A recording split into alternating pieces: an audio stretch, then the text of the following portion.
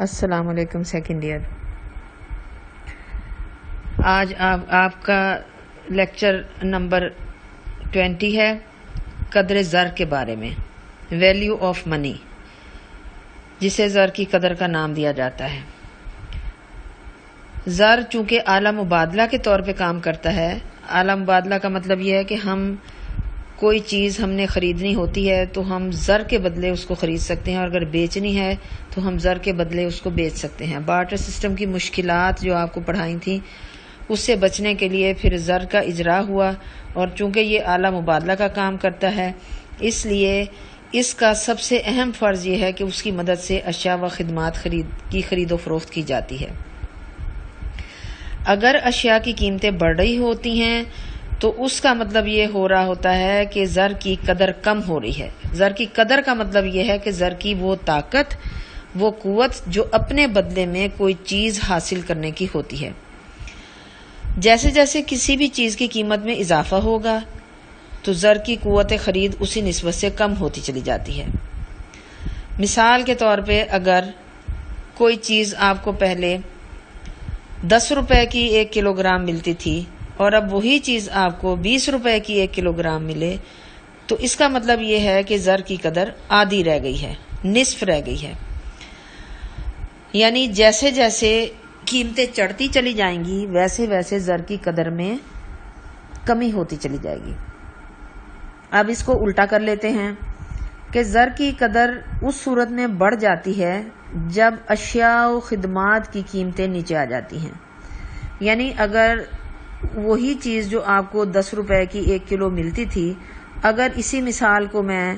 سامنے رکھوں کہ اب آپ کو 10 روپے کی 1 کلو ملنے کی بجائے 2 کلو مل رہی ہے، یا ایسے کر لیں، یا 1 کلو چیز اب آپ کو 5 روپے کی مل رہی ہے، تو اس کا مطلب یہ ہو جاتا ہے کہ زر کی قدر دگنی ہو گئی ہے۔ یعنی زر میں وہ طاقت، وہ پاور جو اپنے بدلے میں چیز حاصل کرنے کی تھی، وہ 2 گنا ہو چکی ہے۔ زر کی قدر اس کی وہ قوت خرید ہوتی ہے جو زر کی 1 اکائی کے بدلے اشیاء و خدمات کی جتنی مقدار حاصل کر سکے۔ تو نتیجہ یہ نکلا کہ اگر قیمتیں بڑھتی جائیں گی تو زر کی قدر کم ہوتی چلی جائے گی، اور اس طرح سے اس کی قوت خرید بھی کم ہوتی چلی جائے گی، اور اگر قیمتیں کم ہوتی چلی جائیں گی تو زر کی قدر میں اضافہ ہوتا چلا جائے گا، اور زر کی جو طاقت ہے، پاور ہے کسی چیز کو خریدنے کی، اس میں اضافہ ہو جائے گا۔ زر کی قدر کا براہ راست تعلق زر کی مقدار کے ساتھ بھی ہوتا ہے۔ زر کی مقدار کا مطلب وہ تمام سکے جو حکومت جاری کرے گی، اور وہ مرکزی بینک جو تمام قسم کے نوٹ جاری کرتا ہے، اور یا زر اعتبار جو دوسرے بینک جاری کرتے ہیں، ان سب کا مجموعہ زر کی مقدار کہلاتا ہے۔ اس کو ہم ملٹیپلائی کریں گے اس کی رفتار گردش کے ساتھ، اور رفتار گردش کس کو کہتے ہیں کہ زر کی 1 اکائی سال میں کتنی دفعہ چیز خریدنے کے لیے یا بیچنے کے لیے استعمال ہوئی ہے، یعنی کتنی دفعہ 1 اکائی مختلف ہاتھوں میں گردش کرتی ہے، یا کتنی دفعہ چیز خریدنے کے لیے ایک ہاتھ سے دوسرا ہاتھ اس نے بدلا ہے۔ اگر فرض کریں کہ 10 روپے کا نوٹ، اگر ہم اس کی مثال اس طرح سے لیں کہ 10 روپے کا نوٹ سال میں 10 دفعہ چیز خریدنے کے لیے استعمال ہوا ہے، اور ایک ہاتھ سے دوسرا ہاتھ بدلتا چلا گیا ہے، تو آپ 10 روپے کے نوٹ کو اس کی 10 دفعہ چونکہ اس نے گردش کی ہے، تو اس کی گردش کے ساتھ آپ ضرب دیں گے، تو اس کی ٹوٹل جو زر کی مقدار ہے وہ آپ کی نکل آئے گی 100 روپے۔ یعنی 100 روپے زر کی مقدار، یا زر کی کہہ لیجئے آپ رسد ہو جائے گی، جو زر کی مقدار کو زر کی گردش کے ساتھ ضرب دینے سے حاصل ہوتی ہے۔ اور جیسے جیسے زر کی مقدار میں اضافہ ہوتا چلا جائے گا ویسے ویسے زر کی جو کہہ لیجئے قدر ہے یا زر کی پاور ہے اس میں کمی ہوتی چلی جائے گی۔ مثلا اگر ہم کہیں کہ پاکستان کی اگر ہم مثال دیتے ہیں کہ پاکستان کی کل خالص زرعی آمدنی 60 ارب روپے اور پاکستان میں زر کی کل مقدار 20 ارب روپے ہے، تو پاکستان میں زر کی رفتار گردش 3 ہوگی، یعنی جو 20 ارب روپیہ تھا وہ 3 دفعہ سال میں چیزیں خریدنے بیچنے کے لیے استعمال ہوا ہے، اس وجہ سے اس کی قدر جو رفتار گردش ہے وہ 3 ہوگی، اور زر کی جو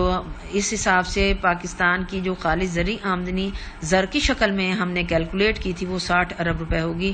جو کہ اصل میں زر کی مقدار 20 ارب تھی اور اس کی رفتار گردش 3 تھی، اور مقدار کو رفتار گردش سے جب ہم نے ضرب دی تو ہمیں پتہ چلا کہ پاکستان کی کل خالص زرعی آمدنی جو زر کی شکل میں ماپی گئی ہے وہ 60 ارب روپے ہے۔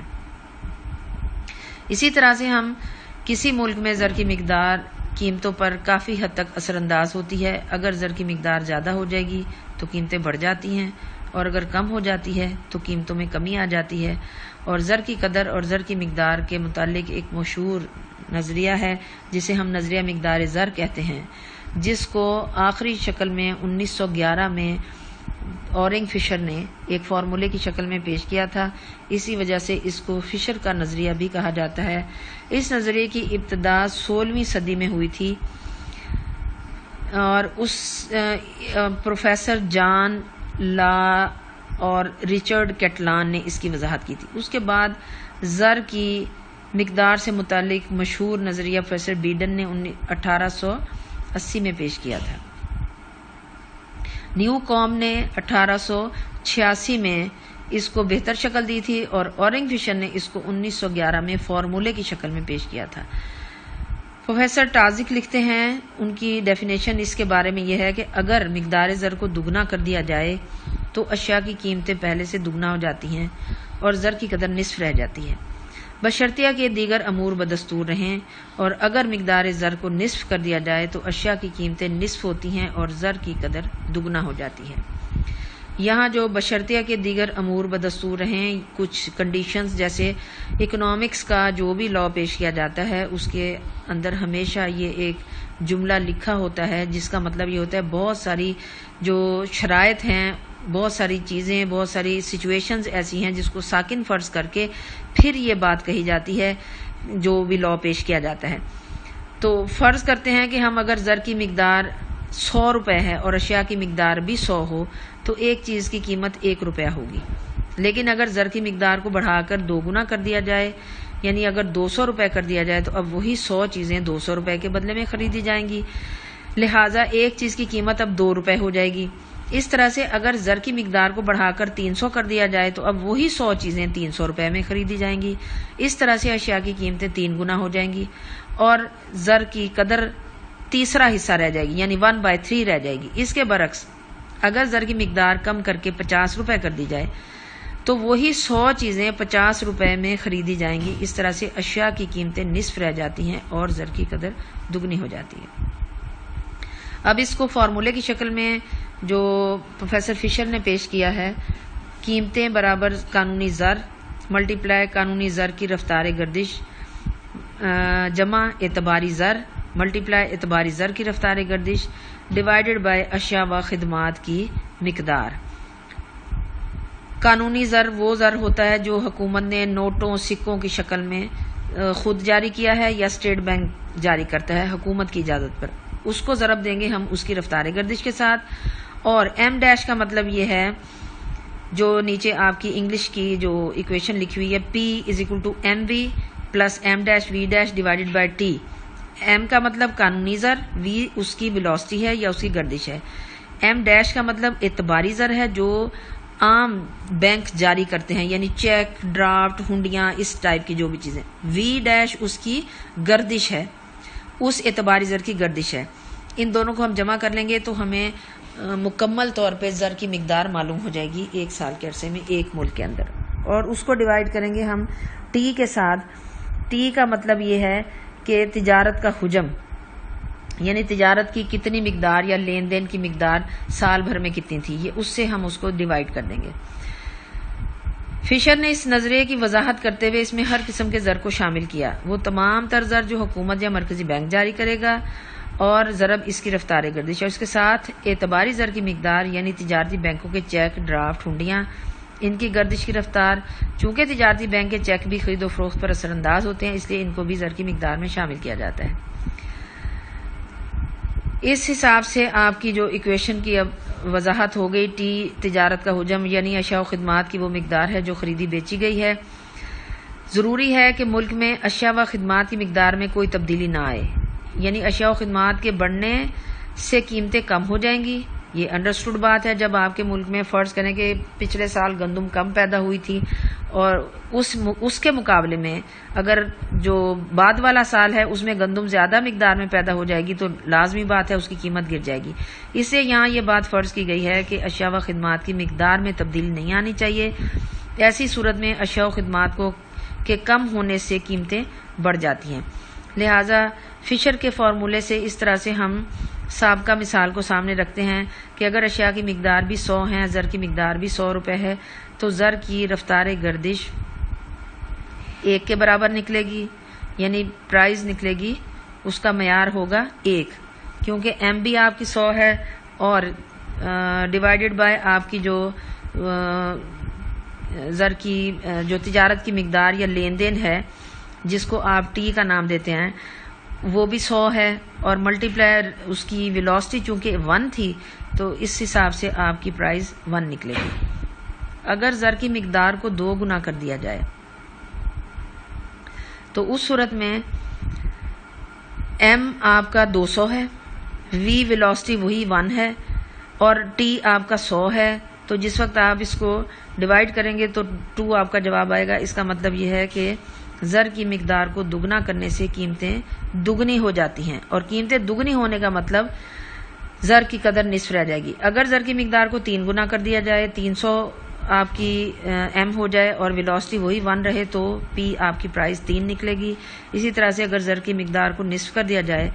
ہم الٹا اب کر رہے ہیں، 100 کی بجائے پہلا آپ کی پہلی مثال میں 100 زر کی مقدار تھی، 100 ہی تجارت کا حجم تھا، اب ہم نے 50 کر دیا زر کی مقدار کو، اور 100 ہے آپ کے پاس اشیاء و خدمات جو خریدی بیچی جانی ہیں، ویلوسٹی اس کی 1 ہے زر کی مقدار کی، تو جواب آپ کا جو نکلے گا وہ 0.50، یعنی پرائز آدھی رہ گئی ہے۔ پرائز آدھی ہونے کا مطلب یہ ہے کہ اب وہ